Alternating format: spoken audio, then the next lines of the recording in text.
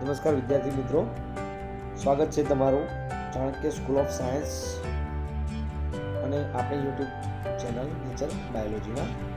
મિત્રો, અગાઉ આપણે જૈવિક મહાઅણુઓ એટલે કે બૃહદ અણુઓ વિશે ચર્ચા કરી, જેની અંદર ન્યુક્લિક એસિડ આવી ગયું, પ્રોટીન આવી ગયું અને કાર્બોદિતો આવી ગયા, પોલિસેકેરાઇડ્સ. બરાબર. હવે આપણે એક ચોથા નંબરનું જે જૈવિક આપણે મહાઅણુ લઈ શકીએ, અને એ પણ પ્રોટીન જ છે. આમ તો પ્રોટીનમાં જ આવશે, કેમ કે ઉત્સેચકો બધા પ્રોટીન છે, પરંતુ અલગથી આ ટોપિક આપેલો છે અને આમાંથી વારંવાર પ્રશ્નો પૂછાતા હોય છે. તો આપણે જોઈએ ધ્યાનપૂર્વક. તો અહીંથી સ્ટાર્ટ કરીએ આપણે કે જુઓ, લગભગ તમામ ઉત્સેચકો શું હોય છે? પ્રોટીન હોય છે. એટલે અહીં તમારે એક કોન્સેપ્ટ યાદ રાખવાનો છે, તે ઉત્સેચકો રહ્યા એ પ્રોટીન છે. બરાબર. પરંતુ બીજું વાક્ય આપેલું છે કે કેટલાક ન્યુક્લિક એસિડ ઉત્સેચકની જેમ વર્તે છે, અને આને આપણે રિબોઝાઇમ કહીશું. મિત્રો, આ પ્રશ્ન 2 વાર પૂછાઈ ગયો નીટની અંદર કે કેટલાક ન્યુક્લિક એસિડ, એટલે ન્યુક્લિક એસિડની અંદર પણ કયું? આરએનએ. ન્યુક્લિક એસિડ ખરું, પણ ન્યુક્લિક એસિડની અંદર કયું? આરએનએ. Ribonucleic acid. એ રિબોન્યુક્લિક એસિડ આરએનએ છે અને એ ઉત્સેચક તરીકે વર્તે છે, કેટાલિટિક એક્ટિવિટી ધરાવે છે. બરાબર. એટલે આપણે એને રિબોઝાઇમ્સ કહીશું. અને આ રિબોઝાઇમ્સ પ્રોટીનના નથી બનેલા, એ બનેલા છે આરએનએ વત્તા પ્રોટીનના. આરએનએ વત્તા પ્રોટીન એટલે આપણે એને રિબોન્યુક્લિયો પ્રોટીન કહીશું. એટલે અહીં આપણે વાક્ય એવું સમજવાનું છે કે બધા જ ઉત્સેચકો પ્રોટીનના બનેલા છે, સિવાય કે રિબોઝાઇમ. રિબોઝાઇમ એ ન્યુક્લિક એસિડ. ન્યુક્લિક એસિડ એટલે કયું? આરએનએ. રિબોન્યુક્લિક એસિડ એ રિબોઝાઇમ્સ તરીકે વર્તે છે. પછી આપણે જોઈએ કે કોઈ પણ ઉત્સેચકને રેખીય ચિત્ર દ્વારા આપણે રજૂ કરી શકીએ છીએ. ઉત્સેચકમાં પણ પ્રોટીનના બનેલા છે, એટલે પહેલી પ્રાથમિક રચના થશે. અહીં આપણે જોઈએ કે પહેલી એની પ્રાથમિક રચના થશે. પછી આપણે જોઈશું કે એની વળાંકવાળી દ્વિતીયક રચના થશે. પછી આપણે કીધું હતું કે ભાઈ ઊનની જેમ આ રીતની વળાંક, ઊનના જે દડા હોય એ દડાને આપણે જેમ કરીએ એમ વળાંકવાળી રચના થશે. અને એ વળાંક છે, એ વળાંકમાં આ ખાંચા જેવી જે રચના વચ્ચે એને આપણે એ ખાંચાને સક્રિય સ્થાન કહીશું. બરાબર. તો જોઈએ મિત્રો, આપણે અહીં ઉત્સેચકમાં પણ પ્રોટીન જેવી પ્રાથમિક રચના જોવા મળે છે. અને પ્રાથમિક રચના હોય એમાં આપણને ખબર છે કે એ પ્રાથમિક રચના રેખીય રીતે એમિનો એસિડ પેપ્ટાઇડ બંધ દ્વારા જોડાયેલા હશે. પ્રોટીનની જેમ ઉત્સેચકમાં પણ પછી શું થાય? દ્વિતીયક રચના થાય અને તૃતીયક રચના જોવા મળે. આ તૃતીયક રચના થશે ત્યારે આપણને ખબર પડશે કે પ્રોટીનનો મુખ્ય આધાર ભાગ છે અને સ્વયં કુંતલિત થયેલો હોય છે. અહીં તમે જોઈ શકો છો આકૃતિમાં મિત્રો. અને શૃંખલા આડી અવળી ગોઠવાયેલી હોય છે, જેથી ઘણા બધા શું થાય? ખાંચા બને, ગુહા બનશે. અને આ જે ગુહા બનશે એ ગુહાને આપણે સક્રિય સ્થાન કહીશું. બરાબર. તો અહીં મિત્રો સક્રિય સ્થાન, એક્ટિવ સાઇટ કોને કહેવાય? તો આપણે કહીશું કે ઉત્સેચક ઉપર આવેલી ખાંચા જેવી રચના અથવા ખાંચા જેવો ભાગ કે જેના ઉપર પ્રક્રિયક જોડાય, જ્યાં પ્રક્રિયક જોડાય અને નિપજમાં ફેરવાય, તો એને આપણે સક્રિય સ્થાન અથવા એક્ટિવ સાઇટ કહીશું. તો 2 વસ્તુ સમજવાની છે. એ ઉત્સેચક પર આવેલું હોય સક્રિય સ્થાન, અને આ સક્રિય સ્થાને જ પ્રક્રિયક જોડાશે તો એ નિપજમાં ફેરવાશે. બરાબર. પછી આપણે જોઈએ કે ઉત્સેચકના સક્રિય સ્થાન કે ખાંચા એ ગુહા સ્વરૂપે હોય છે, અને આપણે કીધું ભાઈ કે એમાં પ્રક્રિયક આવીને ગોઠવાય છે. અને ઉત્સેચક સક્રિય સ્થાન દ્વારા પ્રક્રિયાઓને ઊંચા દરે ઉત્પ્રેરિત કરે છે. ઊંચા દરે ઉત્પ્રેરિત કરવા એટલે શું? એટલે કે પ્રક્રિયકમાંથી નિપજમાં બનાવવા, વધારે દરમાં બનાવવા એમ. તો અહીં આપણે જોઈશું કે ઉત્સેચક ઉત્પ્રેરક રહ્યો એ અકાર્બનિક ઉત્પ્રેરક કરતાં જુદો પડે છે. બરાબર. તો એક મહત્વનો ભેદ આપણે અહીં આપેલો છે કે અકાર્બનિક ઉત્પ્રેરક ઊંચા તાપમાન અને દબાણમાં કુશળતાપૂર્વક કામ કરી શકે છે. ઉત્સેચકો ઊંચા તાપમાને એટલે કે 40 ડિગ્રી સેન્ટીગ્રેડ કરતાં વધારે શું થઈ જાય છે? તૂટી જાય છે, નિષ્ક્રિય થઈ જાય છે, વિનૈસર્ગીકરણ થઈ જશે.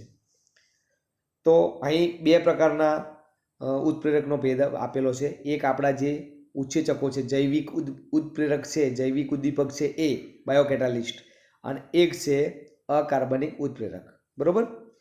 તો આપણે જોઈએ કે ભાઈ આપણા જે સજીવોમાં જે ઉત્સેચકો છે, જૈવિક જે ઉત્પ્રેરક અથવા ઉત્સેચક ઉત્પ્રેરક છે એ 40 ડિગ્રી સેન્ટીગ્રેડ તાપમાન સુધી જ રહી શકશે. એનાથી વધારે તાપમાન આપણે આપીએ તો એ ઉત્સેચકો તૂટી જશે, બ્રેકડાઉન થઈ જશે, જેને આપણે ડિનેચરેશન અથવા વિનૈસર્ગીકરણ કહેવાય. અને એક બાજુ અકાર્બનિક ઉત્પ્રેરક છે કે જેને 40 કરતાં વધારે તાપમાન આપણે આપીએ તો પણ એ શું કરે છે, એ એવા તાપમાને પણ જીવિત રહી શકે છે. બરાબર. એના પછી આપણે જોઈશું મિત્રો કે સામાન્ય રીતે ઊંચા તાપમાને ગરમ પાણીના કુંડ કે ઝરણા છે, સલ્ફર ઝરણા છે, એમાં જોવા મળતા સજીવોમાંથી મેળવવામાં આવતા ઉત્સેચકો સ્થિર હોય છે અને તેમની ઉત્પ્રેરક શક્તિ ઊંચા તાપમાને એટલે કે 80 થી 90 ડિગ્રી સેન્ટીગ્રેડ સુધી પણ કેવી હોય, સ્થિર. એટલે મતલબ એટલા તાપમાને પણ, એટલા ઊંચા તાપમાને પણ એ કાર્ય કરવા માટે સક્ષમ હોય છે. તો આ કેટલાક સજીવો કયા? તો આ કેટલાક સજીવોમાં આવશે મિત્રો આર્કીબેક્ટેરિયા, અને આર્કીબેક્ટેરિયામાં પણ આવશે થર્મોફિલિક બેક્ટેરિયા. થર્મો એટલે તાપમાન રિલેટેડ છે, ફિલિક એટલે લવિંગ, એક પ્રત્યે લવિંગ, થર્મોફિલિક એટલે કે વધારે તાપમાનમાં રહેતા આર્કીબેક્ટેરિયા. બરાબર. તો એમના જે ઉત્સેચકો હશે એ પણ કેવા હશે, થર્મોફિલિક હશે, અને સજીવોમાંથી અલગ તારવામાં આવ્યા છે કીધું છે, અને ઉષ્મા સ્થાયી હોય છે. એ એમની વિશિષ્ટતા. ઉષ્મા સ્થાયી એટલે શું, વધારે તાપમાન હોય તો પણ એમને નુકસાન થશે નહીં. અને આ થર્મોફિલિક અથવા ઉષ્માનુરાગી બેક્ટેરિયા મતલબ સજીવો એટલે કયા, આર્કીબેક્ટેરિયા, અને એમાં પણ આવશે થર્મોફિલિક બેક્ટેરિયા. ક્લિયર મિત્રો? હવે આપણે આગળ જોઈએ, રાસાયણિક પ્રક્રિયાઓ આપણે જોઈએ. તો રાસાયણિક પ્રક્રિયાઓની અંદર આપણે કીધું કે એમને લખ્યું છે કે ઉત્સેચક શું છે, તો આપણે કીધું કે ભાઈ ઉત્સેચક એક પ્રકારના પ્રોટીન છે, અને આ જે પ્રોટીન રહ્યા એ પ્રોટીન શું કરે છે, પ્રક્રિયક સાથે જોડાય અને નિપજોમાં એને રૂપાંતરણ કરે છે. બરાબર. તો આપણે કીધું કે ભાઈ રાસાયણિક સંયોજનોમાં બે પરિવર્તનો આવે છે. એક છે ભૌતિક પરિવર્તન અને બીજા નંબરનું આવશે આપણે કહીશું રાસાયણિક પરિવર્તન. બરાબર. ભૌતિક પરિવર્તન જોઈએ તો ભૌતિક પરિવર્તનમાં બંધના તૂટ્યા વગર સંયોજનના આકારમાં રૂપાંતરણ થાય છે. બરાબર. બંધ તૂટે નહીં. આપણે કહીશું કે ભાઈ ચલો ઉદાહરણ આપણે અહીં આપેલું જ છે કે બરફ છે, બરફમાંથી આપણે કહીએ કે એ ઓગળ્યો એટલે પાણી થયું, અને પાણી મતલબ પાણીને ગરમ કર્યું એટલે શું થયું, વરાળ થઈ. બરાબર. તો અહીં આપણે બરફ ગણીએ, પાણી ગણીએ કે વરાળ ગણીએ, એમનું અણુસૂત્ર તો શું આવશે, H2O જ આવશે. બરાબર. એટલે કે કોઈ પણ જાતના બંધનું નિર્માણ નથી થયું કે કોઈ પણ જાતના બંધ અહીં તૂટ્યા નથી, પરંતુ એક અવસ્થામાંથી બીજા અવસ્થામાં આકારમાં શું થયું છે, રૂપાંતરણ થયું છે. જોઈ શકો છો બરફ હતો એમાંથી પાણી થયું છે, અને પાણીમાંથી શું થયું છે, વરાળ થયું છે. અને અહીં કોઈ પણ કાર્બનિક રસાયણ અહીં છે નહીં, કાર્બનની હાજરી છે નહીં, એટલે આપણે આને શું કહીશું, આને આપણે કહીશું અકાર્બનિક ભૌતિક પ્રક્રિયા કહીશું. બરાબર. ક્લિયર મિત્રો? પછી આપણે જોઈએ કે ઉદાહરણ આપેલું જુઓ કે બરફનું ઓગળીને પાણીમાં પરિવર્તન થવું અને પાણીનું વરાળમાં ફેરવાવું, એ શું છે, ભૌતિક પ્રક્રિયા છે. રૂપાંતર સમયે બંધ તૂટે અને નવા બંધોનું નિર્માણ થાય તો એને કહેવાય રાસાયણિક પ્રક્રિયા. એટલે કે ભૌતિક પ્રક્રિયામાં રૂપાંતરણ સમયે કોઈ પણ જાતનો બંધનું નિર્માણ નહીં થાય કે બંધ તૂટે નહીં, અને રાસાયણિક પ્રક્રિયામાં શું થશે, બંધો તૂટશે એમાં સંયોજનમાં, અને નવું સંયોજન બનશે ત્યારે શું થશે, બંધોનું નિર્માણ થશે. તો અહીં ઉદાહરણ આપેલું છે. તો આપણે જોઈએ કે ભાઈ બેરિયમ હાઇડ્રોક્સાઇડ છે, એ બેરિયમ હાઇડ્રોક્સાઇડને આપણે સલ્ફ્યુરિક એસિડ વડે બંને સાથે મતલબ બંને પ્રક્રિયક છે એમની સાથે આપણે પ્રક્રિયા કરીએ તો તમે જોઈ શકો છો કે અહીંયા બેરિયમ સલ્ફેટ મળ્યું. એટલે કે અહીંયા બેરિયમ અને હાઇડ્રોક્સાઇડ હતું એ બંને વચ્ચે જે બંધ થાય બંધ તૂટ્યા. અહીંયા H2 અને SO4 વચ્ચે જે બંધ થાય બંધ તૂટ્યા. અને અહીંયા BaSO4 એટલે Ba અને SO4 વચ્ચે બંધ થયો, એટલે કે નવા બંધો તૂટ્યા, મતલબ જૂના બંધો તૂટ્યા અને નવા બંધોનું શું થયું, નિર્માણ થયું. તો આ જે આખી પ્રક્રિયા છે, આ પ્રક્રિયામાં તમે જોઈ શકો છો મિત્રો કે કોઈ પણ કાર્બન અહીં હાજર છે નહીં સંયોજનમાં. એટલે આ પ્રક્રિયા રાસાયણિક પ્રક્રિયા ખરી, પરંતુ કેવી, અકાર્બનિક રાસાયણિક પ્રક્રિયા. ઓકે. એટલે દેખો આપેલું છે કે આ એક કેવી છે, અકાર્બનિક રાસાયણિક કેવી છે પ્રક્રિયા છે. બરોબર. હવે બીજું આપણે ઉદાહરણ જોઈએ જે કાર્બનિક રસાયણ છે. કાર્બનિક રસાયણ કેમ કે સ્ટાર્ચ છે અને સ્ટાર્ચનું જળ વિભાજન થાય એટલે આપણને ખબર છે મિત્રો કે સ્ટાર્ચ એ કોનો પોલિમર છે, એ ગ્લુકોઝનો પોલિમર છે. એટલે સ્ટાર્ચનું જ્યારે જળ વિભાજન થશે ત્યારે ગ્લુકોઝના અણુનું નિર્માણ થશે. તો આપણે ગ્લુકોઝ જોઈ શકીએ છીએ મિત્રો. ગ્લુકોઝમાં શું છે, C6 છે, H12 છે અને O6 છે. તો આપણે જોઈએ કે કાર્બન, હાઇડ્રોજન અને ઓક્સિજનનું મળેલું છે, એમાં આપણે કાર્બનની હાજરી જોઈ શકીએ છીએ મિત્રો. એટલે આને કેવું કહેશે? કાર્બનિક. આપણે કહીશું કાર્બનિક રાસાયણિક પ્રક્રિયા. બરોબર. તો આપણે જોઈએ કે આ જે પ્રક્રિયાનો દર છે એ પ્રક્રિયાનો દર સીધો સંબંધ કોની જોડે સાથે રાખે? તો એકમ સમયમાં બનતી નિપજો, એટલે કે કોઈ પણ ચોક્કસ સમયમાં કેટલી નિપજો બને છે એ આ રાસાયણિક પ્રક્રિયાનો શું દર્શાવે છે? દર દર્શાવે છે. બરોબર. પછી કહીએ કે આ દર જો ચોક્કસ એની દિશા નક્કી હોય તો એને આપણે શું કહીશું? વેગ કહીશું, વેલોસિટી કહીશું. વેગ એટલે આપણે શું કહીશું? વેલોસિટી કહીશું. બરોબર. પછી આગળ આપણે જોઈએ કે ભૌતિક તેમજ રાસાયણિક પ્રક્રિયાનો દર અન્ય કારકો જેવા કયા તાપમાન દ્વારા પ્રભાવિત હોય છે? અહીં આપેલું છે કે જો આપણે 10 ડિગ્રી સેન્ટીગ્રેડ તાપમાન આપણે વધારીએ તો આ જે પ્રક્રિયાનો જે દર છે એ કેવો થઈ જાય છે? બમણો થઈ જાય છે. અને 10 ડિગ્રી સેન્ટીગ્રેડ આપણે તાપમાન ઘટાડીએ તો પ્રક્રિયાનો વેગ કેવો થઈ જાય છે? અડધો થઈ જાય છે. આ વાક્ય તમારે યાદ રાખવાનું છે મિત્રો. પછી આપણે કહીએ ઉત્પ્રેરિત પ્રક્રિયાનો અનુત્પ્રેરિત પ્રક્રિયાની સરખામણીમાં ઊંચા દરથી પૂર્ણ થાય છે. એટલે અહીં એવું કહેવા માગે છે કે જો ઉત્પ્રેરિત એટલે ઉત્સેચકની હાજરીમાં જે પ્રક્રિયા થાય છે એ અનુત્પ્રેરિત એટલે કે ઉત્સેચકની ગેરહાજરીમાં જે પ્રક્રિયા થાય છે એની સરખામણીમાં કેવા ઊંચા દરથી પૂર્ણ થાય છે. એ આપણે ઉદાહરણ દ્વારા સમજીશું કે જ્યારે કોઈ ઉત્સેચક દ્વારા થતી ઉત્પ્રેરિત પ્રક્રિયાનો દર અનુત્પ્રેરિત પ્રક્રિયા દ્વારા થતા પ્રક્રિયાઓ કરતાં કેવો હોય છે? વધારે હોય છે. એટલે આ વાક્યમાં મિત્રો તમારે એ સમજવાનું છે કે જો આપણે ઉત્સેચકની હાજરીમાં જો કોઈ પ્રક્રિયા કરીશું, ઉત્પ્રેરિત પ્રક્રિયા કરીશું તો એમનો દર વધારે હશે. કોની સાપેક્ષમાં? ઉત્સેચકની ગેરહાજરીમાં જે પ્રક્રિયા થાય છે જેને આપણે કહીશું અનઉત્પ્રેરિત પ્રક્રિયા. બરોબર. અહીં આપણે સમજીએ, ઉદાહરણ આપેલું જ છે ફર્સ્ટ ક્લાસ, તરત જ તમને આઈડિયા આવી જાય એવું. તો કીધું છે કે ભાઈ ચલો કાર્બન ડાયોક્સાઇડ છે અને પાણી છે. આ કાર્બન ડાયોક્સાઇડ અને પાણી. કાર્બન ડાયોક્સાઇડ જ્યારે આપણે શ્વાસોશ્વાસની પ્રક્રિયામાં આપણે કાર્બન ડાયોક્સાઇડ લઈશું એ કાર્બન ડાયોક્સાઇડ આપણા રુધિર રસમાં, રક્તકણમાં ભળશે. બરોબર. અને રક્તકણમાં એક ઉત્સેચક છે મિત્રો, કાર્બોનિક એનહાઇડ્રેટ, એની સંખ્યા વધારે હોય છે. બરોબર. આ કાર્બોનિક એનહાઇડ્રેટ ઉત્સેચક છે એ કાર્બોનિક એસિડ H2CO3 માં ફેરવી દે છે. બરોબર. હવે આ જે કાર્બોનિક એનહાઇડ્રેટ છે એ ઉત્સેચક છે. એટલે જો આ ઉત્સેચક હાજર હોય તો એને આપણે ઉત્પ્રેરિત પ્રક્રિયા કહેવાય. પરંતુ આ ઉત્સેચક જો ના હાજર હોય, હાલ હું હાજર નથી, ચલો આ ઉત્સેચક હું હાલ કેન્સલ કરી દઉં છું, હાજર નથી. ઓકે. તો કાર્બન ડાયોક્સાઇડ વત્તા પાણી મળી અને પ્રક્રિયા થશે, કાર્બોનિક એસિડ બનશે, પરંતુ ઉત્સેચકની ગેરહાજરીમાં છે. એટલે આ પ્રક્રિયાને આપણે હાલ અનઉત્પ્રેરિત પ્રક્રિયા કહીશું. બરોબર. તો આ જ્યારે આપણે જોઈએ મિત્રો કે આ અનુત્પ્રેરિત પ્રક્રિયા થાય છે તો આ H2CO3 એટલે કે કાર્બોનિક એસિડના કેટલા? તો 200 અણુ પ્રતિ કલાક બને છે. એક કલાકમાં કેટલા? 200 અણુઓ જ બને છે. ક્યારે? જ્યારે કાર્બોનિક એનહાઇડ્રેટ ઉત્સેચક નથી, એટલે કે અનઉત્પ્રેરિત જ્યારે પ્રક્રિયા થાય છે ત્યારે. હવે આપણે સમજીએ મિત્રો કે જ્યારે ઉત્પ્રેરિત પ્રક્રિયા એટલે કે આ પ્રક્રિયા થશે કોની હાજરીમાં? કાર્બોનિક એનહાઇડ્રેટની હાજરીમાં. તો આ જે કાર્બોનિક એસિડ બને છે એ એસિડ અનુત્પ્રેરિતની હાજરીમાં કેટલું બનતું હતું? 200 અણુ બનતા હતા એક કલાકમાં. જ્યારે કાર્બોનિક એનહાઇડ્રેટની હાજરીમાં એટલે કે ઉત્પ્રેરિત પ્રક્રિયા થાય છે ત્યારે આપણે કહી શકીએ મિત્રો કે 6 લાખ અણુઓ પ્રતિ મિનિટ બને છે. એટલે કે એક મિનિટમાં પ્રતિ સેકન્ડ, મિનિટ નહીં આવે, પ્રતિ સેકન્ડ આવશે. એટલે કે એક સેકન્ડમાં કેટલા? 6 લાખ અણુ બને છે. હવે તમે સમજો કે ઉત્સેચક નથી ત્યારે એક કલાકમાં 200 અણુઓ બને છે કાર્બોનિક એસિડના, અને ઉત્સેચક હોય છે ત્યારે એક સેકન્ડમાં કેટલા? 6 લાખ અણુ એક જ સેકન્ડમાં બની જાય છે. તમે વિચારી શકો કે ઉત્સેચકનું કેટલું મોટું કાર્ય છે, કેટલો મોટો પ્રક્રિયાના વેગમાં વધારો કરે છે. બરોબર. તો અહીં આપેલું છે મિત્રો, દેખો કે ઉત્સેચકની ગેરહાજરીમાં ખૂબ જ મંદ ગતિથી થાય છે એટલે કે અનુત્પ્રેરિત પ્રક્રિયા, જેમાં એક કલાકમાં કાર્બનિક એસિડના કેટલા? 200 અણુ બને છે.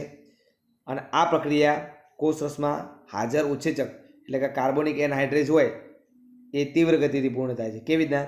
તો એ દરમિયાન ઉત્સેચકની હાજરીમાં કાર્બોનિક એસિડના કેટલા? 6 લાખ અણુ પ્રતિ સેકન્ડ. એક સેકન્ડમાં 6 લાખ અણુ બની જાય છે. ક્યાં? 200 એક કલાકમાં, અને ક્યાં 6 લાખ એક સેકન્ડમાં. તમે વિચારી શકો છો મિત્રો કે આ જે શક્તિ છે એ કેવી છે, અકલ્પનીય આપણને લાગે છે, પરંતુ આવું એકચ્યુઅલી થાય છે. હજારો પ્રકારના ઉત્સેચકો છે જે વિશેષ પ્રકારની રાસાયણિક ચયાપચય પ્રક્રિયાઓથી ઉત્પ્રેરિત કરે છે. બહુચરણીય રાસાયણિક પ્રક્રિયામાં એટલે ઘણા બધા ચરણો હોય જ્યાં પ્રત્યેક ચરણ એક જટિલ ઉત્સેચક કે જુદા જુદા પ્રકારના ઉત્સેચકો ઉત્પ્રેરિત થાય છે, એને આપણે ચયાપચયિક પથ કહીશું. ચયાપચયિક પથ સમજીશું મિત્રો, તો આપણે કહીએ કે ભાઈ એ છે, એમાંથી હું કહું કે બી બને છે, બીમાંથી સી બને છે, સીમાંથી ડી બને છે. તો આ જે પ્રત્યેક ચરણ છે એમાંથી બી બન્યું એમાં પણ એક ઉત્સેચક એન્ઝાઇમ જોઈશે, બીમાંથી સી બન્યું એમાં પણ ઉત્સેચક જોશે, સીમાંથી ડી બન્યું એમાં પણ, પ્રત્યેક ચરણોમાં ઉત્સેચક જોશે. અને આ જે આખી પ્રક્રિયા જે થશે આ પ્રક્રિયાને આપણે કહીશું ચયાપચયિક પથ. શું કહીશું? ચયાપચયિક પથ. બરોબર. ઉદાહરણ આપેલું હોય કે ગ્લુકોઝમાંથી પાયરુવિક એસિડનું નિર્માણ થવું. ગ્લુકોઝમાંથી શેનું નિર્માણ થવું? પાયરુવિક એસિડનું. તો ગ્લુકોઝ આપણે જોઈ શકીએ છીએ 6 કાર્બનવાળો છે અને પાયરુવિક એસિડ કેટલા કાર્બનવાળો છે મિત્રો? 3 કાર્બનવાળો છે. એટલે એક ગ્લુકોઝમાંથી પાયરુવિક એસિડના કેટલા? 2 અણુઓ મળે છે અને 2 પાણીના અણુઓ દૂર થાય છે. તો આ જે પ્રક્રિયા છે આ પ્રક્રિયાને આપણે કહીશું ગ્લાયકોલિસિસ. ઓકે. ગ્લાયકો એટલે ગ્લુકોઝ અને લિસિસ એટલે ટોટું, એટલે ગ્લુકોઝનું વિભાજન થઈ અને 2 અણુ પાયરુવિક એસિડના બને છે. તો આ જે ગ્લુકોઝનું વિભાજન થઈ અને 2 અણુ પાયરુવિક એસિડના બને છે જેને આપણે ચયાપચયિક પથ કહીએ, અને આ ચયાપચયિક પથ 10 સ્ટેપનો છે. એટલે કે એકમાંથી બીજું બને, બીજામાંથી ત્રીજું, ત્રીજામાંથી ચોથું, આમ 10 સ્ટેપ છે ને 10 સ્ટેપમાં ઉત્સેચકની હાજરી જોવે છે. તો આ જે ચયાપચયિક પથ છે ગ્લાયકોલિસિસ એ 10 સ્ટેપમાં પૂર્ણ થાય છે, જે આપણે વનસ્પતિઓમાં શ્વસન 14મું ચેપ્ટર છે એમાં આપણે ઊંડાણપૂર્વક અભ્યાસ કરીશું. બરોબર. ત્યારબાદ આપણે જોઈએ મિત્રો કે અહીંયા આપેલું છે, દેખો કે ગ્લુકોઝમાંથી પાયરુવિક એસિડનું નિર્માણ થવું એ રાસાયણિક પથ દ્વારા થાય છે અને 10 પ્રકારના જુદા પ્રકારના ઉત્સેચક ચયાપચયિક પ્રક્રિયા ઉત્પ્રેરિત કરે છે. એટલે કે 10 સ્ટેપ છે, એટલે દરેક સ્ટેપમાં એક ઉત્સેચક જોવે એટલે 10 ઉત્સેચક આ પ્રક્રિયા પૂર્ણ કરશે. તો કેટલી જટિલ પ્રક્રિયા છે તમે સમજી શકો છો. અને આપણે એ 14મા ચેપ્ટરમાં અભ્યાસ કરીશું. હવે આપણે જોઈએ કે એક જ ચયાપચયિક પથ એક કે બે કે તેથી વધુ પ્રક્રિયા દ્વારા જુદા જુદા પ્રકારના ચયાપચયિક અંત્ય ઉત્પાદનો બનાવે છે. આપણે સમજવાનું છે કે આ જુદા જુદા અંત્ય ઉત્પાદનો કેવા બનાવે છે. તો આપણે કહીએ કે ભાઈ આપણું કંકાલ સ્નાયુ છે એમાં જો અજારક સ્થિતિ થાય તો લેક્ટિક એસિડ બનશે. અજારક સ્થિતિ થશે, શું થશે? લેક્ટિક એસિડ બનશે. પણ જો જારક સ્થિતિ થાય તો શું બનશે? પાયરુવિક એસિડ બનશે. આપણા અને આપણા શરીરમાં કંકાલ સ્નાયુમાં જો અજારક સ્થિતિ થાય એટલે તમે વધુ પડતા દોડો, વધુ પડતું કસરત કરી દો તો ઓક્સિજન નહીં મળે, અને ઓક્સિજન ના મળવાની ક્રિયા મતલબ ઓક્સિજન ના મળવાની જે ઓક્સિજન નહીં મળે એને આપણે શું કહીશું? અજારક સ્થિતિ કહીશું. અને આ અજારક સ્થિતિ સર્જાશે ત્યારે ગ્લાયકોલિસિસ થશે, પાયરુવિક એસિડ બનશે, પણ પાયરુવિક એસિડમાંથી શું બની જાય? લેક્ટિક એસિડ બની જશે. જ્યારે જો જારક સ્થિતિ મળે તો પાયરુવિક એસિડ બનશે. અને હિસ્ટમાં જો આવું થાય એટલે કે હિસ્ટમાં અજારક સ્થિતિ એટલે આથવણની પ્રક્રિયા થાય તો શું બનશે? ઇથેનોલ મળશે. તો તમે જોઈ શકો છો મિત્રો કે એક ચયાપચયિક પથ છે, એક ચયાપચયિક પથ કે તેથી 2 થી તેથી વધુ પ્રક્રિયાઓ. એક ચયાપચયિક પથ એટલે આપણે કહેશું કે જારક શ્વસન હોય કે અજારક શ્વસન હોય, હિસ્ટમાં હોય કે આપણા સ્નાયુમાં હોય, કંકાલ સ્નાયુમાં હોય, બંનેમાં જારક અને અજારક શ્વસન બંનેમાં ગ્લુકોઝમાંથી પાયરુવિક એસિડ તો બનશે જ. એટલે એક ચયાપચયિક પથ થયો, પરંતુ ત્યાર પછી અંત્ય ઉત્પાદનો છેલ્લા જે ઉત્પાદનો મળે છે, છેલ્લી જે પેદાશ મળે એ જુદી જુદી હોય છે.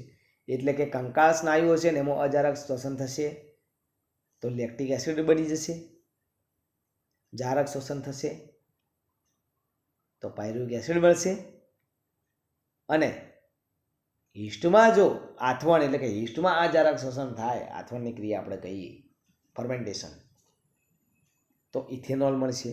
બરોબર. આલ્કોહોલનું ઉત્પાદન આપણે આ હિસ્ટમાંથી કરીએ છીએ, સેક્રોમાઇસિસ સિરિવિસી હિસ્ટ છે. તો આ રીતે શું થયું કે જુદી જુદી દિશાઓમાં જુદા જુદા પ્રકારના શું થયું? ઉત્પાદનોનું શું થયું? નિર્માણ આપણે શક્ય કરી શકીએ છીએ. બરોબર. એના પછી આપણે જોઈએ મિત્રો, ત્યારબાદ આપણે જોઈએ કે ઉત્સેચકોની કાર્ય પદ્ધતિ કઈ રીતની છે, કેવી રીતના ઉત્સેચકો કાર્ય કરે છે, પ્રક્રિયાના વેગમાં વધારો કરે છે એ આપણે જોઈએ. તો આપણે જોઈએ સક્રિય સ્થાન જોયું કે સક્રિય સ્થાન એ ઉત્સેચક ઉપર આવેલો એવો ભાગ, એવો ખાંચો, એવી ગુહા છે કે જ્યાં પ્રક્રિયક શું થશે, એમની જોડે જોડાશે. બરાબર. તો અહીં કીધેલું છે મિત્રો કે દેખો રાસાયણિક કે ચયાપચયક રૂપાંતરણ એક એવી પ્રક્રિયા છે જેમાં રસાયણનું નિપજમાં શું થાય છે, રૂપાંતરણ થાય છે. કોઈ બી રસાયણ લઈ લો એનું નિપજમાં રૂપાંતરણ થશે, જેને આપણે પ્રક્રિયક કહીશું. બરાબર. પ્રક્રિયક એસ એટલા માટે લખ્યો છે, સબસ્ટ્રેટ કહેવાય એટલે આપણે એસ લખ્યો છે. તો આપણે જોઈએ મિત્રો અહીં કે પ્રક્રિયક એટલે આપણે કહીએ કે એવું પ્રકારનું રસાયણ છે જે ઉત્સેચકના સક્રિય સ્થાને જોડાય અને નિપજમાં શું થઈ જાય, રૂપાંતરણ પામી જાય. બરાબર. તો અહીં આપણે જોઈએ મિત્રો, ચલો હું દોરી દઉં છું કે આ એક ઉત્સેચક છે, આપણે એન્ઝાઇમ કહીશું, ઈ કહીશું. બરાબર. પછી આપણે કહીએ કે ચલો આર્યો એક સબસ્ટ્રેટ છે, એસ એટલે પ્રક્રિયક કહીશું. અને એ શું થશે તો એ આપણે પહેલાં જોઈશું કે એન્ઝાઇમ સબસ્ટ્રેટ જોડાશે એટલે એન્ઝાઇમ સબસ્ટ્રેટ કોમ્પ્લેક્સ બનશે. બરાબર. અને એના પછી શું થશે કે ઉત્સેચક તો પ્રક્રિયામાં રહેશે જ, પરંતુ શું બનાવી દેશે, પ્રોડક્ટ નિપજ બનાવી દેશે. બરાબર. તો આપણે કહીએ મિત્રો કે જ્યારે ઉત્સેચક એક સક્રિય સ્થાન સાથે ત્રિપરિમાણિક સંરચના ધરાવતું પ્રોટીન, ત્રિપરિમાણિક સંરચના ધરાવતું પ્રોટીન એટલે કયું મિત્રો, ઉત્સેચક. બરાબર. જે એક પ્રક્રિયકને શું કરે, નિપજમાં ફેરવે છે. આપણે જોઈ શકીએ કે સબસ્ટ્રેટ હતો, સબસ્ટ્રેટને પ્રક્રિયકને પ્રોડક્ટ એટલે નિપજમાં ફેરવી દીધો. પણ કોને, તો આપણે કહીશું ઉત્સેચકને. અને ઉત્સેચક એટલે શું છે તો પ્રોટીન છે. અને એ પ્રોટીન કેવું છે, થ્રી ડાયમેન્શન ત્રિપરિમાણિક રચના ધરાવતું પ્રોટીન. તમે અગાઉ પ્રોટીનની રચના જોઈ શકો છો. તો આપણે ત્રિપરિમાણિક પ્રોટીનમાં કીધું હતું મિત્રો કે જૈવિક ક્રિયાઓ કરવા માટે જરૂરી છે. તો આ એક સજીવમાં પ્રક્રિયા થાય છે, પ્રક્રિયકનું નિપજમાં રૂપાંતર સજીવમાં થાય છે. પણ કોણ કરે છે, ઉત્સેચક. તો આ ઉત્સેચક પ્રોટીન છે અને એની રચના હોવી જોઈએ ત્રિપરિમાણિક. આ તમારે ખાસ યાદ રાખવાનું છે. આગળ આપણે જોઈએ મિત્રો, તો આપણે કીધું કે પ્રક્રિયાર્થી ઉત્સેચકના સક્રિય સ્થાને જે તિરાડ એટલે કે શું કીધું હતું, સક્રિય સ્થાન હોય ત્યાં જોડાય, સક્રિય સ્થાન તરફ પ્રસરણ પામે અને આવશ્યક ઉત્સેચક પ્રક્રિયાર્થી સંકોલનું નિર્માણ થાય. એટલે કે ઉત્સેચક અને પ્રક્રિયાર્થી બંને જોડાશે અને જે નિર્માણ થયું એ ક્ષણિક હોય પણ જોડાશે, એને આપણે કહીશું. અને ઉત્સેચકને આપણે એન્ઝાઇમ કહીએ ઇંગ્લિશમાં, એટલે ઈ તરીકે આપણે એનું નામ કરીએ છીએ. આ સંકુલનું નિર્માણ કેવું હોય છે, તો આ સંકુલનું નિર્માણ મિત્રો કેવું હશે, ક્ષણિક હશે. બરાબર. હવે આપણે સમજવાનું છે કે અહીં આપણે સમજીશું મિત્રો કે આ જે આપેલો છે, પહેલાં તો ગ્રાફ કોના કોના વિરુદ્ધમાં આપેલો છે એ તમને ખબર હોવી જોઈએ. તો ચલો આપણે આ જે અક્ષ છે કેવો કહેવાય, એક્સ અક્ષ કહેવાય. અને આ જે ઉપર અક્ષ છે એને આપણે વાય અક્ષ કહીશું. ક્લિયર. તો આપણે જોઈ શકીએ છીએ કે એક્સ અક્ષમાં શું આપ્યું છે, સક્રિય શક્તિની સંકલ્પના, પ્રક્રિયાની પ્રગતિ આપી છે. અને વાયની અંદર આપેલું છે સ્થાયી શક્તિ. ઓકે મિત્રો. તો આપણે જોઈએ એમાં, તો પહેલો જે આ ગ્રાફ આપ્યો છે અહીં આપણે ઉત્સેચક લઈશું કે આ ઉત્સેચકનું આખી સક્રિય શક્તિ છે. અને અહીં આપણે લઈશું કે આ નિપજની સક્રિય શક્તિ છે. બરાબર. તો ઉત્સેચક આપણે જોઈએ કે ઉત્સેચક રહ્યો એ ઉત્સેચક અમુક અવસ્થામાં જાય છે ઉત્તેજિત થવા માટે, આટલી એનર્જી એને ઉત્તેજિત થવા માટે જોશે અને પછી પ્રોડક્ટમાં નિપજમાં રૂપાંતરણ પામે છે. તો આ તમે જે આખો ભાગ જુઓ છો એ ઉત્સેચક વગર સક્રિય શક્તિ એટલે કે અનઉત્પ્રેરિત પ્રક્રિયા દરમિયાન સક્રિય શક્તિ છે. અને અહીં તમે જોઈ શકો છો કે ઉત્સેચક સાથે સક્રિય શક્તિ છે. તો પ્રક્રિયાર્થીનું શું થયું, નિપજમાં રૂપાંતરણ થયું. તમે જોઈ શકો છો કે ઉત્સેચક વગર હોય તો આટલો ઢાળ ચડી અને પછી નિપજમાં રૂપાંતરણ થશે. અને ઉત્સેચક હશે ત્યારે અહીંથી થાય છે. તો જોઈ શકો છો કે શેમાં ઘટાડો થયો, તો આપણે જોઈ શકીએ છીએ મિત્રો કે સક્રિય શક્તિમાં શું થયો, ઘટાડો થયો. તો આપણે કહી શકીશું કે ઉત્સેચક પ્રક્રિયાના વેગમાં વધારો કરે છે અનઉત્પ્રેરિતની સંખ્યામાં, પરંતુ કેવી રીતના, સક્રિય શક્તિમાં ઘટાડો પ્રેરીને. અહીં આપણે લઈ શકીએ કે ઉત્સેચક વગર સક્રિય શક્તિ છે એટલે આપણે મિત્રો આગળ આપણે ઉદાહરણ જોયું કે કાર્બન ડાયોક્સાઇડ અને પાણી મળી અને કાર્બોનિક એસિડ H2CO3 બનાવે છે. તો આ જે H2CO3 ઉત્સેચક વગર જે ક્રિયા થાય છે તો એ કેટલા બનતા હતા, તો આપણે કીધા કે 200 અણુ પ્રતિ કલાક. કેટલા બનતા હતા, 200 અણુ પ્રતિ કલાક. અને આ ઉત્સેચક સાથેની સક્રિય શક્તિ છે. તો આ ઉત્સેચક કયો હતો? Carbonic acid. તો એ કેટલા કાર્બોનિક એસિડ બનાવતો હતો? આ ઉત્સેચક કાર્બોનિક એનહાઇડ્રેટ છે અને કેટલા કાર્બોનિક એસિડ બનાવતો હતો? તો આપણે જોઈ લીધું મિત્રો, કેટલા? 6 લાખ પ્રતિ સેકન્ડ. 1 સેકન્ડમાં 6 લાખ બનાવતો હતો. તો તમે જોઈ શકો છો કે ઉત્સેચક પ્રક્રિયાના વેગમાં કેટલો વધારો કર્યો, ખૂબ બધો વધારો કર્યો. પરંતુ કેવી રીતના? તો જોઈ શકીએ છીએ, સક્રિય શક્તિમાં ઘટાડો પ્રેરીને. ઓકે મિત્રો, અહીં આપેલું છે દેખો કે બંધનું તૂટવું, નિર્માણ પૂર્ણ થાય છે, પછી સક્રિય સ્થાન પરથી નિપજ શું થઈ જાય છે? મુક્ત થાય. એટલે એકવાર ઉત્સેચક આવશે, ઉત્સેચક સાથે પ્રક્રિયક જોડાશે. ઉત્સેચક પ્રક્રિય જોડાશે એટલે એમને નહીં જોડાય, ત્યાં બંધ બનશે. બંધ બનશે પછી ઉત્સેચકમાં એવો કંઈક ફેરફાર આવશે કે એ બંધ તૂટશે, બંધ તૂટી અને નિપજમાં રૂપાંતર થશે અને આ નિપજ પછી ત્યાંથી મુક્ત થઈ જશે. પ્રક્રિયાર્થીની સંરચના નિપજની સંરચનામાં ફેરવાય છે. ખ્યાલ આવી ગયો? રૂપાંતરણનો આ પદ કથિત સંક્રમણ અવસ્થા દ્વારા થાય છે. અહીંયા આપણે જોઈ શકીએ સંક્રમણ અવસ્થા એન્ઝાઇમ સબસ્ટ્રેટ કોમ્પ્લેક્સ જ્યારે બનશે ત્યારે. સ્થાયી પ્રક્રિયક અને નિપજની વચ્ચે ઘણી બધી રૂપાંતરિત સંરચના અવસ્થાઓ થઈ શકે છે. આપણે કહીએ કે બનતી બધી જ મધ્યવર્તી જે રચનાઓ છે કેવી અસ્થાયી છે. એટલે આપણે કીધું મિત્રો કે ઉત્સેચક અને પ્રક્રિયક જ્યારે જોડાણા પછી ઉત્સેચક પ્રક્રિય સંકુલ બને, પછી પ્રોડક્ટમાં રૂપાંતરણ થાય એટલે ઉત્સેચક નિપજ સંકુલ બને અને પછી નિપજ બનશે. તો આ ઉત્સેચક અને સબસ્ટ્રેટ, એન્ઝાઇમ સબસ્ટ્રેટ કોમ્પ્લેક્સ, પછી એન્ઝાઇમ પ્રોડક્ટ કોમ્પ્લેક્સ, આ જે બને એને મધ્યવર્તી પ્રક્રિયા કહેવાય. અને આ મધ્યવર્તી પ્રક્રિયા કેવી હોય? અસ્થાયી હોય છે, ક્ષણિક હોય છે, અસ્થાયી. અસ્થાયી કેમ? કેમ કે વધારે સમય ટકતી નથી. ફટાક કરતો શું બનાવી દેશે? પ્રોડક્ટ બનાવી દેશે. જોઈ શકો છો તમે કે સ્થાયિત્વનો સંબંધ અણુઓની ઉર્જા અવસ્થા કે સંરચનામાં જોડાયેલો હોય છે. આપણે જોઈ શકીએ આપેલો હોય આખો કે આપણે કીધું કે એક્સ અક્ષ સ્થાયી શક્તિ કે અને એક્સ અક્ષ વાય અક્ષ સ્થાયી શક્તિ અને એક્સ અક્ષ વચગાળાની અવસ્થા દ્વારા બંધારણીય રૂપમાં ફેરફાર સૂચવે છે, પ્રક્રિયાની પ્રગતિ સૂચવે છે. તો આપણે કીધું મિત્રો કે પ્રક્રિયક અને નિપજના વચ્ચે શક્તિ સ્તરમાં ભિન્નતા છે. જોઈ શકો છો તમે, પ્રક્રિયકની સક્રિય શક્તિ આટલે છે અને નિપજની સક્રિય શક્તિ કેટલે છે મિત્રો? આટલે છે. તો બંનેમાં ભિન્નતા જોવા મળે છે. બરોબર. હવે આપણે જોઈએ કે જો નિપજ પ્રક્રિયાથી કરતાં નીચલા સ્તરનો હોય તો પ્રક્રિયા બાહ્ય ઉષ્મીય હોય. નિપજ પ્રક્રિયાથી કરતાં નીચલા સ્તરનો હોય. એટલે આ એ જ આપેલું છે કે આ જે, એક મિનિટ, હવે તો આપણે કહીએ, આ જે નિપજ છે, આ નિપજનું તમે સક્રિય સ્તર લેવલ જુઓ અને પ્રક્રિયાર્થીનું જુઓ. તો નિપજનું જે સક્રિય સ્તર છે એ પ્રક્રિયાની શક્તિ વચ્ચે કરતાં કેવું હોય? સ્તર નીચું છે. નીચું છે એટલે આપણને ખબર છે કે આટલે ઉપરથી નીચે જવું હોય એટલે ઉષ્માનો શું થાય? ત્યાગ થાય. એટલે આપણે આને શું કહીશું? બાહ્ય ઉષ્મીય કહીશું. પરંતુ આપણે કહી શકીએ કે મિત્રો કે અહીં જો એક ગ્રાફ હું બીજો દોરી દઉં કે અહીં સબસ્ટ્રેટ છે, પ્રક્રિયાર્થી છે અને નિપજ ઉપર છે. નિપજ અહીં બને છે, અહીં મૂકવું સબસ્ટ્રેટ છે અને અહીં પ્રોડક્ટ બને છે, નિપજ બને છે. તો જુઓ, પ્રક્રિયાર્થીનું શક્તિ સ્તર કેવું હોય? નીચું છે અને નિપજનું શક્તિ સ્તર કેવું મિત્રો આવ્યું? ઊંચું આવ્યું. તો અહીંથી ઉપર જવા માટે શું જોવે? શક્તિ જોવે કે ના જોવે? બરાબર. તો અંત ઉષ્મીય કહેવાય. તો એ રીતનું આખું વાક્ય લખેલું છે, જુઓ તમે. આ અવસ્થામાં નિપજ નિર્માણ કાર્ય માટે કોઈ પણ શક્તિની આવશ્યકતા રહેતી નથી. કેમ ના રહે? કેમ કે ઉપરથી નીચે આવવાનું છે એટલે કોઈ પણ જાતની શક્તિ ના જોવે ને.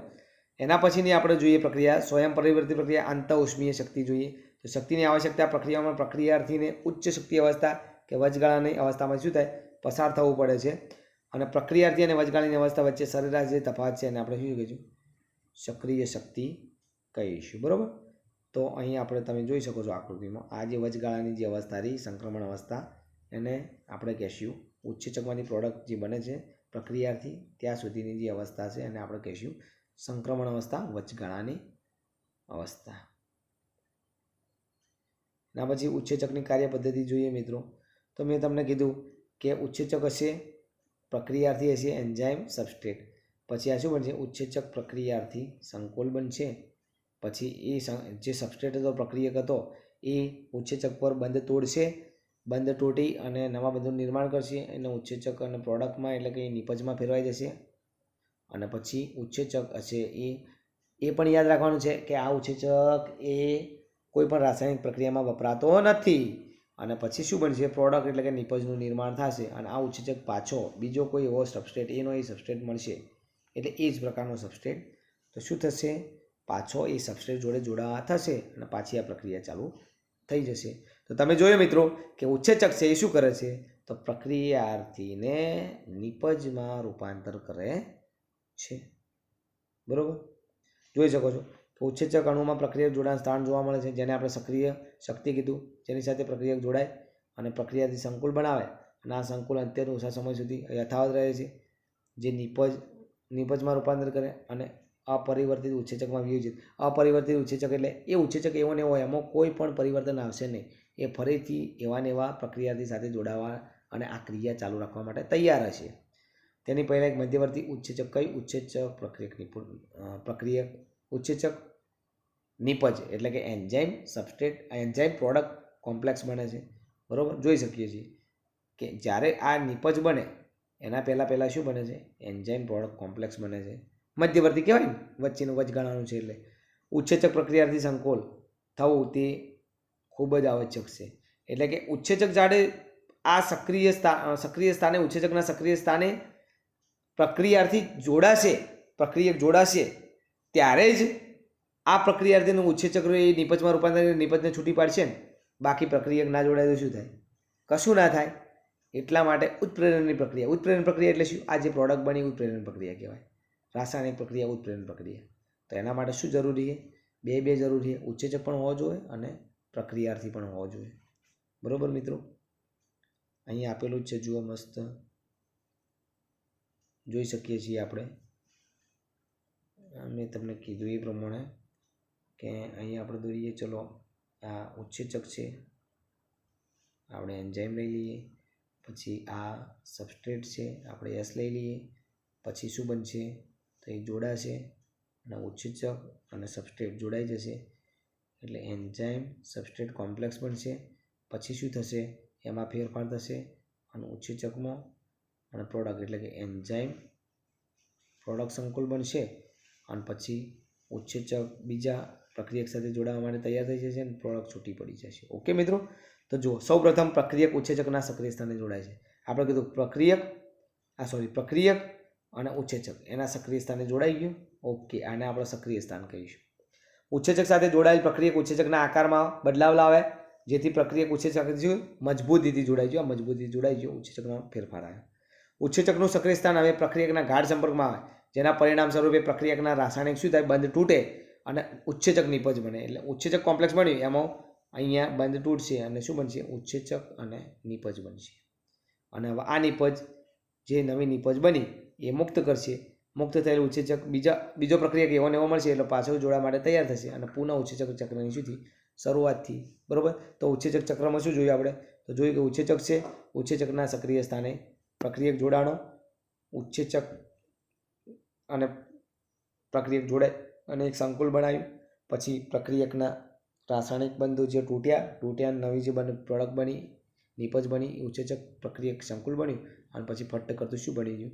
ઉત્સેચક હશે એ આ જે પ્રોડક્ટ બની એને મુક્ત કરી દેશે અને પોતે પાછો ફરીથી એ સબસ્ટ્રેટ મળશે એને જોડાવા જતો રહેશે અને પાછું આ ચક્ર ચાલ્યા કરશે.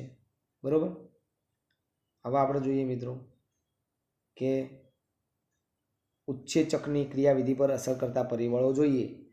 તો આપણે અહીં પરિબળો 4 સમજવાના છે. એક તાપમાન છે, બીજું pH છે, ત્રીજું પ્રક્રિયકની સાંદ્રતા અને ચોથું છે વિશિષ્ટ રસાયણોનું ઉત્સેચક સાથેનું જોડાણ.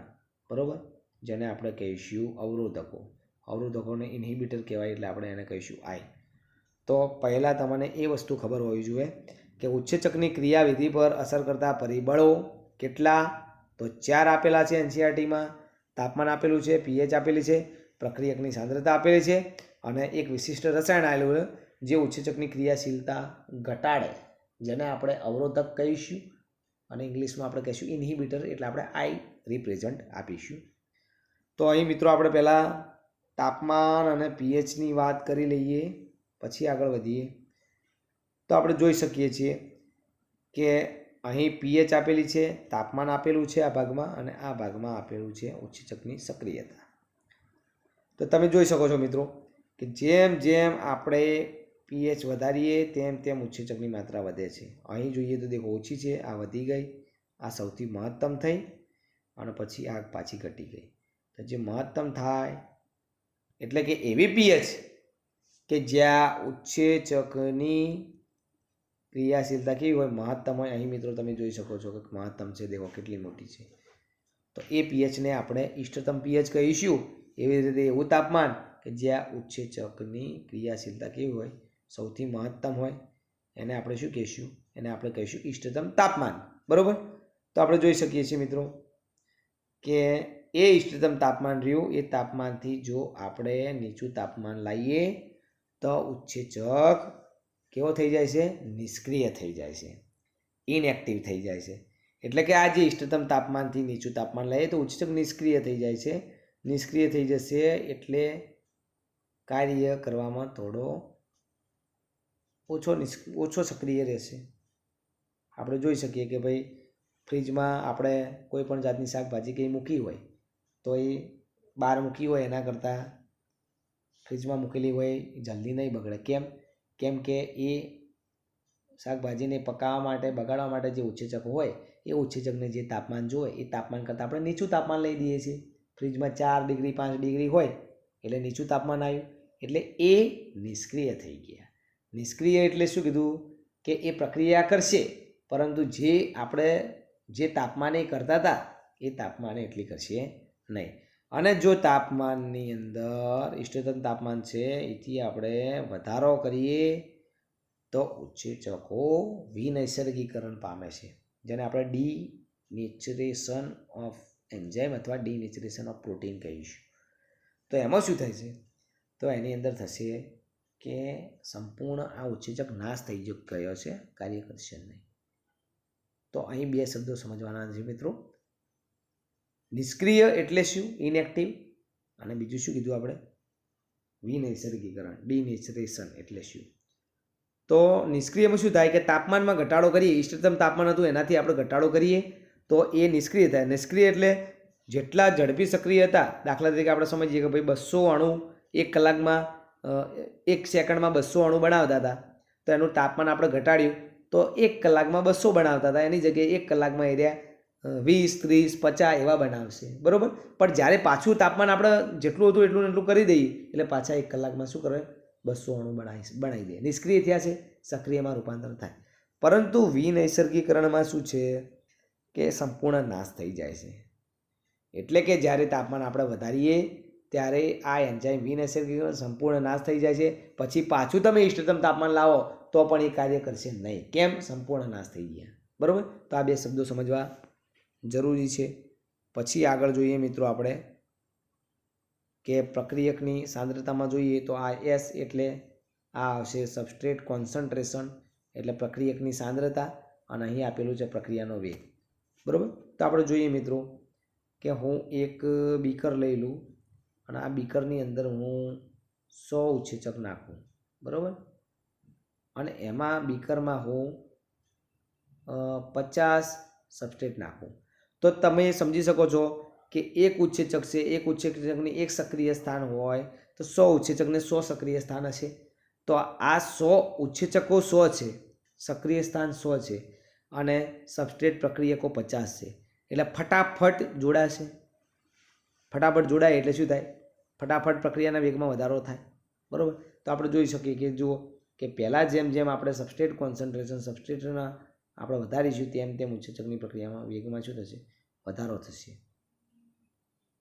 હવે આપણે એમ કહીએ કે મિત્રો આપણે પ્રક્રિયાનો વેગ આ 100 છે તો 100 કરતાં અડધા એટલે 50 થાય ને તો 50 ક્યારે થશે? Vmax/2 એટલે આપણે Km કીધું. Km એ મેકેલિસ મેન્ટેન કોન્સ્ટન્ટ છે. મેકેલિસ મેન્ટેન વૈજ્ઞાનિકે આપેલું એક કોન્સ્ટન્ટ છે. તો Km શું છે કે આપણે અડધું લઈ જવું હોય, આ 100 સુધી આપણે આ ગણીએ અને અડધું 50 લઈ જવું હોય તો આપણે 50 સબસ્ટ્રેટના અણુઓ નહીં ઉમેરવા પડે, પણ આપણે 60 કે 70 ઉમેરવા પડશે. એ 60 કે 70 ઉમેરશો ત્યારે આ 100 ઉત્સેચકને 60 કે 70માંથી 50 જેવા મળશે. તો 50 રાખન 50 જોડાઈ જાય એવું શક્ય ના બને. તો આ 60 જે થયા એને શું કહેવાય? Km કહેવાય. કે ભાઈ અડધે વી મેક્સિમમ એટલે શું કે મહત્તમ પ્રક્રિયાનો વેગ, એનું અડધું આપણે લાવવું હોય તો કેટલા Km એટલે કેટલા સબસ્ટ્રેટ આપણે મૂકવા પડે એ પ્રમાણે આપણે જોવાનું છે. ત્યારબાદ આપણે જોઈએ મિત્રો કે આ 60 હતા એ 60ની જગ્યાએ મેં 100 કરી દીધા, તો 100 ઉત્સેચક સાથે જોડાઈ ગયા, તો 100 ઉત્સેચક એટલે મહત્તમ ક્રિયા થઈ ગઈ. અહીં તમે જોઈ શકો છો મિત્રો કે આપણે 100 ઉત્સેચક જોડી દીધા એટલે શું થયું, મહત્તમ ક્રિયા થઈ ગઈ મહત્તમ ક્રિયા. તો આપણે કીધું કે 100 ઉત્સેચક હતા અને 100 શું થઈ ગયા, સબસ્ટ્રેટ થઈ ગયા, તો બધા જોડાઈ ગયા એટલે ઉત્સેચકની સક્રિય સ્થાને બધા સબસ્ટ્રેટ જોડાઈ ગયા એટલે એમની સંતૃપ્તતા પટી ગઈ. હવે એકે સક્રિય સ્થાન ખુલ્લું છે જ નહીં, કેમ કે 100 ઉત્સેચક હતા અને 100 શું હતા, પ્રક્રિયકો હતા, બરાબર. તો એકે સક્રિય સ્થાન એમાં હવે જોડાણું નથી, તો એકે સક્રિય સ્થાન હવે રહ્યું નથી. હવે તમે આ 100 ઉમેર્યા, 50 ઉમેરો કે બીજા 100 ઉમેરો તો પણ શું થશે, પ્રક્રિયાના વેગમાં વધારો થશે નહીં. કેમ નહીં થાય, કેમ કે હવે વધારે ઉત્સેચક જોડે પ્રક્રિયાથી જોડાવા માટે સક્રિય સ્થાન રહ્યા નથી, બરાબર. એટલે અમુક સમય સુધી વધશે અને પછી સ્ટેબલ થઈ જશે. એ વાતનો આપણે મિત્રો ખબર હોવી જોઈએ. અહીં આપેલું છે, જુઓ, આપણે કહી શકીએ છીએ પ્રક્રિયકની સાંદ્રતામાં વધારો થવાથી એક સાથે સૌપ્રથમ ઉત્સેચકની પ્રક્રિયામાં વેગ વધે છે. પ્રક્રિયા તેના મહત્તમ પ્રક્રિયા Vmax પ્રાપ્ત થાય પછી શું થાય કે પ્રક્રિયકની સાંદ્રતા વધવા છતાં તેમાં કોઈ પણ વધારો થતો નથી. મેં કીધું કે 100 ઉત્સેચક હતા અને આપણે 100 સબસ્ટ્રેટ નાખ્યા એટલે શું થયું, મહત્તમ Vmax મળી ગયું, મહત્તમ પ્રક્રિયાના વેગમાં વધારો થશે. હવે હું પ્રક્રિયકની સાંદ્રતા બીજી વધારો, દાખલા તરીકે 100, તો પણ શું થાય, વેગ વધશે નહીં. કેમ કે ઉત્સેચકના અણુઓની સંખ્યા પ્રક્રિયકના અણુઓથી કેવી ઓછી છે. અહીં ઉત્સેચક 100 છે અને પ્રક્રિયાથી આ 100 અને 100 કેટલા થઈ ગયા, 200 થઈ ગયા, બરાબર. એટલે ઉત્સેચક સંતૃપ્ત થઈ જાય છે અને ઉત્સેચકનો કોઈ પણ અણુ પ્રક્રિયકના વધારાના અણુ સાથે જોડાવા માટે મુક્ત રહેતો નથી, કેમ કે 100 ઉત્સેચક હતા, 100 સબસ્ટ્રેટ જોડાઈ ગયા, બીજા 100 નાખો કે 1000 નાખો કોઈ ફરક પડે નહીં. ખ્યાલ આવી ગયો આમાં. એના પછી આપણે જોઈએ કે કોઈ પણ ઉત્સેચક છે એ ઉત્સેચકની ક્રિયાશીલતા, ઉત્સેચક જે આ કાર્ય કરે છે, જે એ કાર્ય વિશિષ્ટ રસાયણો કે જે હોય છે અને તેની હાજરીમાં સંવેદનશીલ હોય છે. તો આ રસાયણ ઉત્સેચક સાથે જોડાય અને ઉત્સેચકની પ્રક્રિયાને અટકાવી દે તો એને આપણે અવરોધન, એટલે કે આ પ્રક્રિયાને અવરોધન કહીશું. અને આ જે રસાયણો રહ્યા એને આપણે અવરોધક, ઇન્હિબિટર આઈ કહીશું, બરાબર.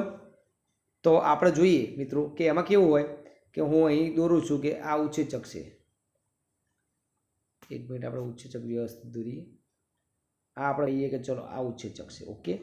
અને એના જોડે આપણે કંઈ કીધું હતું કે સબસ્ટ્રેટ જોડાય છે, આ સબસ્ટ્રેટ જોડાય છે તો શું બનતું હતું, ઉત્સેચક અને પ્રોડક્ટ બનતી હતી, બરાબર. હવે હું કહું કે આ ઉત્સેચક સાથે વિશિષ્ટ રસાયણ જેને આપણે અવરોધક એટલે ઇન્હિબિટર કહીએ, આ ઇન્હિબિટર જોડાઈ જાય તો શું થાય, ઇન્હિબિટર ઉત્સેચક સાથે જોડાઈ જાય તો કોઈ પણ જાતની કોઈ પ્રોડક્ટ બનતી નથી. એટલે પ્રક્રિયાનો વેગ શું કર્યો, ઘટાડી દીધો. તો આ કેવી રીતે થાય, તો અહીં સમજવાનું છે મિત્રો કે આ ઉત્સેચકની શું છે, સક્રિય સ્થાન છે. ઉત્સેચકના સક્રિય સ્થાન પર આ જે અવરોધક છે એ અવરોધક જોડાવા માટે સબસ્ટ્રેટ સાથે શું કરે, સ્પર્ધા કરશે, બરાબર. તો સ્પર્ધા કરશે, પરંતુ આપણને એ પણ ખબર કે સક્રિય સ્થાન છે, એ સક્રિય સ્થાને સબસ્ટ્રેટ જોડાય છે.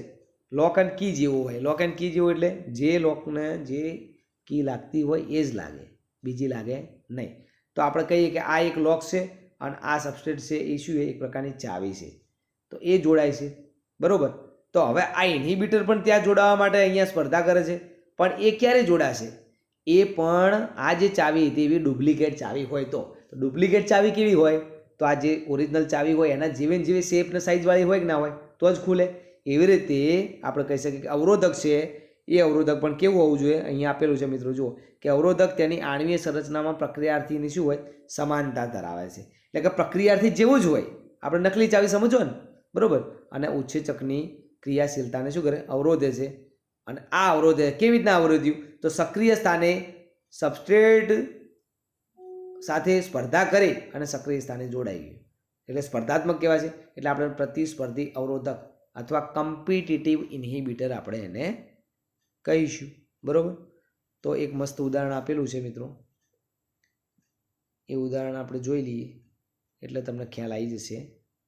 અહીં ઉદાહરણ આપેલું છે, જુઓ કે અવરોધકની પ્રક્રિયાથી સાથે ગાઢ સંરચનાત્મક એટલે કે રચનાની દ્રષ્ટિએ સમાન હોય એટલે પ્રક્રિયાર્થી દ્વારા ઉત્સેચક પ્રક્રિયાથી જોડાણ સ્થાને જોડાઈને પ્રતિસ્પર્ધી શું કરે, હરીફાઈ કરે.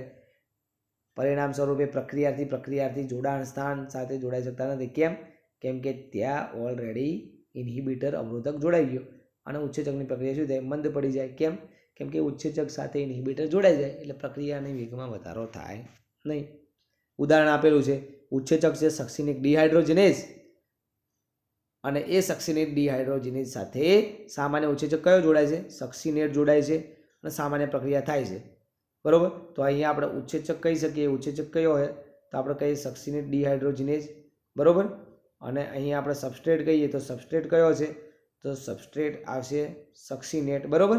અને અહીં આપણે એમનો અવરોધક કયો હોય? ડિહાઇડ્રોજિનેઝનો. ખાસ યાદ રાખવાનું હોય. તો એ આપણે એમ લખીએ એટલે મેલોનેટ છે. એટલે કે આ સક્સિનિક ડિહાઇડ્રોજિનેઝ જોડે જો મેલોનેટ જોડાઈ જાય તો આ સક્સિનિક એસિડ બનતા હતા એ બનશે નહીં. તો અહીં મેલોનેટ એ અવરોધક થયું, સક્સિનેટ અથવા સક્સિનિક એસિડ હતું એ પ્રક્રિયક થયું અને સક્સિનેટ ડિહાઇડ્રોજિનેઝ શું થયો? ઉત્સેચક થયો. તો ખાસ તમારે યાદ રાખવાનું છે મિત્રો, એ આપણે ધ્યાન રાખીશું.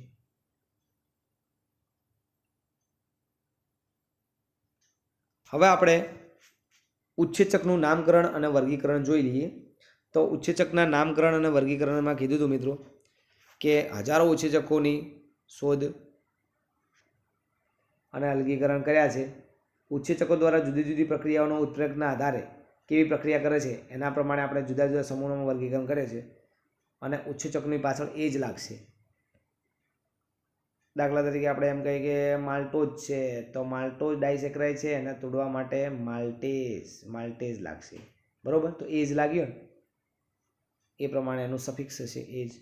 ઓકે. તો આપણે જોઈએ મિત્રો 6 વર્ગો છે મુખ્ય અને એમને 4 થી 3 ઉપવર્ગમાં કર્યા છે અને નામકરણ 4 અક્ષીય. 4 અક્ષીય સંખ્યા એટલે શું? 1.1.1.1 પછી ઉત્સેચકનું નામ હોય. પછી આપણે કહીએ 1.2.3.4 આવી રીતના. તો 4 અક્ષરોની શું છે સંખ્યા, એ પ્રમાણે નામકરણ એમનું આપેલું છે. આપણે જોઈએ પહેલું તો ફટાફટ રિવિઝન મારીશું અને યાદ રાખવાનું છે આટલું મિત્રો કે ઓક્સિડો રિડક્ટેજ અથવા ડિહાઇડ્રોજિનેઝ આપણે કહી શકીએ કે એક રિડ્યુસ ફોર્મમાં છે અને એક ઓક્સિડાઇઝ ફોર્મમાં છે. બે પ્રક્રિયકો છે તો એક ઓક્સિડાઇઝ થઈ ગયું ને એક રિડ્યુસ. એટલે અહીં પ્રક્રિયા શું થઈ? તો અહીં પ્રક્રિયા ઓક્સિડેશન રિડક્શનની પ્રક્રિયા થઈ. તો જે ઉત્સેચકો બે પ્રક્રિયાઓ વચ્ચે ઓક્સિડેશન રિડક્શન પ્રક્રિયા કરે એ ઉત્સેચકોને આપણે શું કહીશું? ઓક્સિડો રિડક્ટેજ કહીશું. બરાબર. એના પછી આપણે ટ્રાન્સફરેજીસ જોઈશું બીજા નંબરનું. તો જોયું મિત્રો કે હાઇડ્રોજન સિવાય ટ્રાન્સફર કરી દે એક સમૂહને બીજા પ્રક્રિયાર્થી પર તો એને આપણે એવા ઉત્સેચકોને ટ્રાન્સફરેજીસ કહીશું. અહીં આપેલું છે કે એસ છે અને એસ જોડે જી સમૂહ છે. એસ ડેશ જોડે કશું નથી તો શું કર્યું?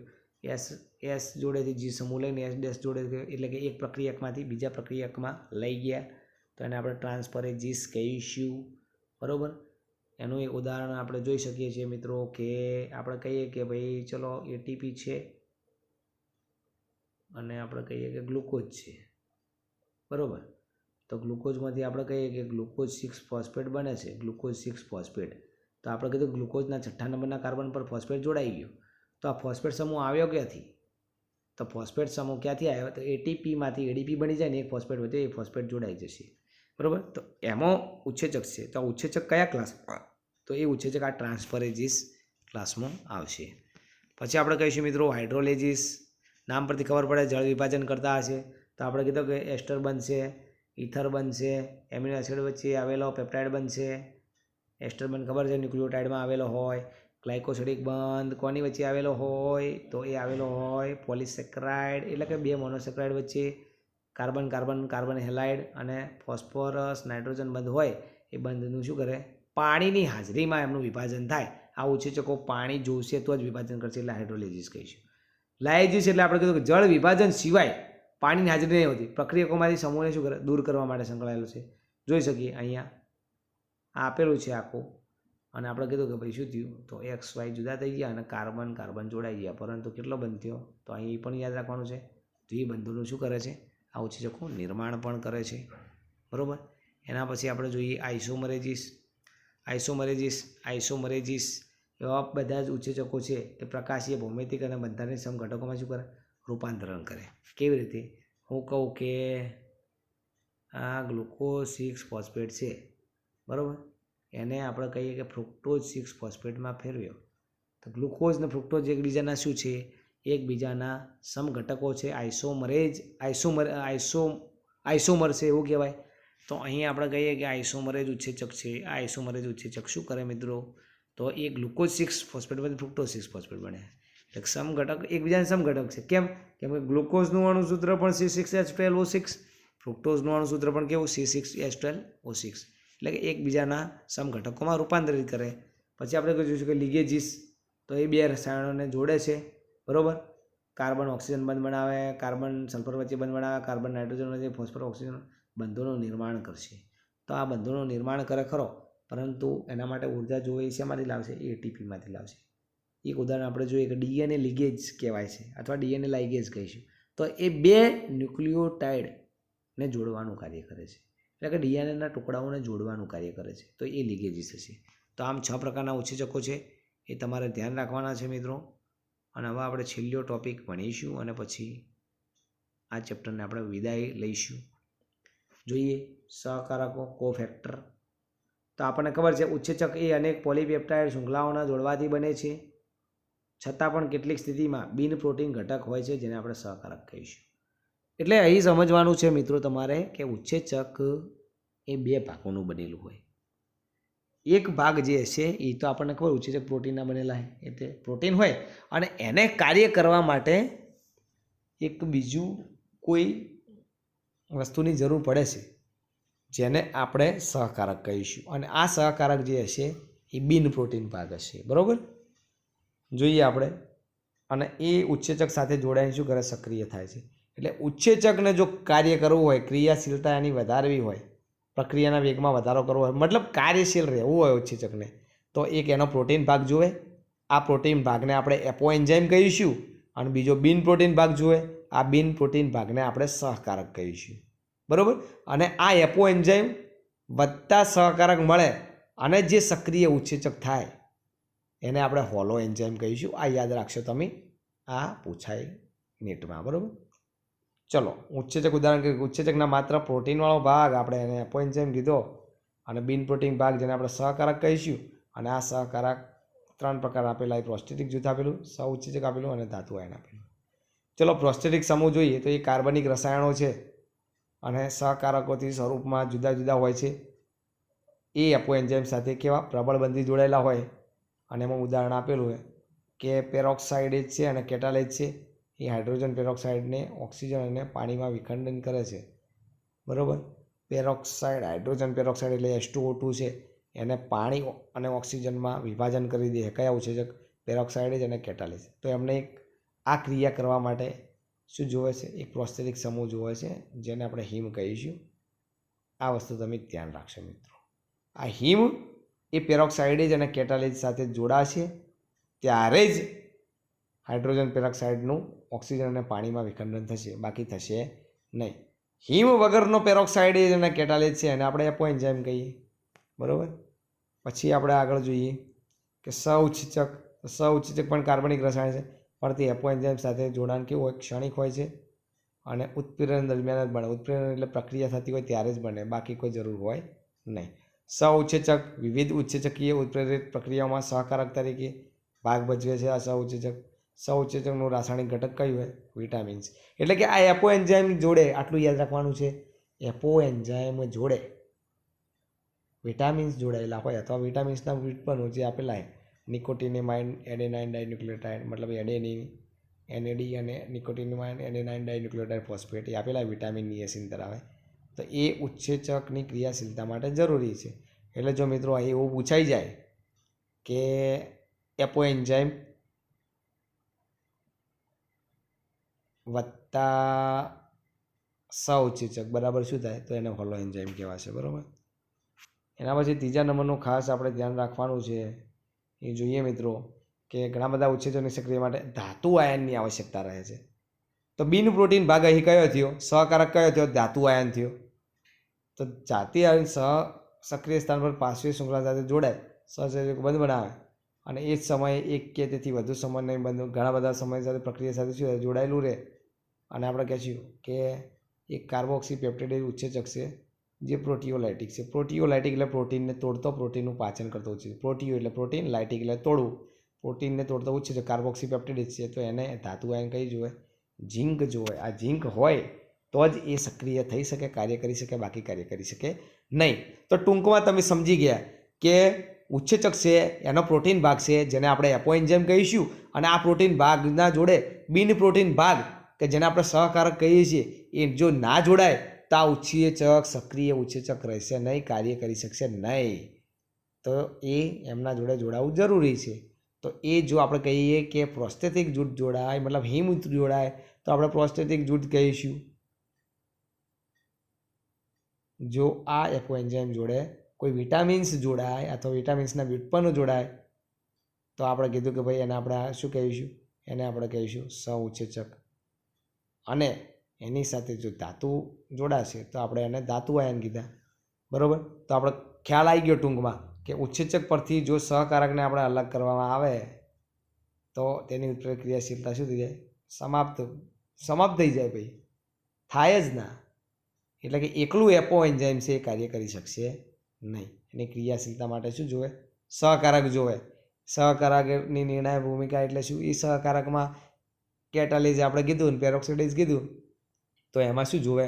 એમાં હિમ જોવે પ્રોસ્થેટિક, તો હિમ જોશે તો પ્રોસ્થેટિક જૂથ કહીશું. ભાઈ જો કોઈ વિટામિન જોતું હશે તો આપણે એને શું કહીશું? એ સહકારકને આપણે શું કહીશું? સહઉત્સેચક કહીશું, કોએન્ઝાઇમ.